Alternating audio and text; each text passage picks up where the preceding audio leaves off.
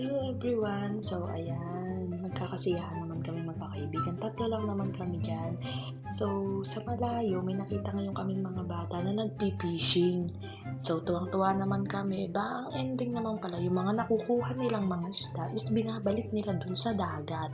So na-stress kami. So para hindi naman kami ma-stress, itong kasama namin may dalang plastic, kinuha ko. Ngayon dinala ko sa kanila. Ayan si kuya, yung long hair na yun. Siya yung kinausap ko. Sabi ko, kasi tinanong ko muna kung bakit nila binabalik dun sa dagat. Ngayon, ang pagkakasagot niya, wala lang, parang trip lang nila, ganun. Pagkatapos itong si Kulot, sabi ko, wag na nilang binabalik sa dagat. So, mayroon naman akong plastic dito. Sa akin na lang yung mga nahuhuli nyo.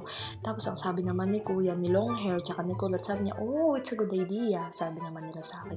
So, ayan, tuwang-tuwa kami at meron kami naiuwi na mga 8 pieces na fish. Ay, takot na takot ako. So, yun lang. Bye-bye.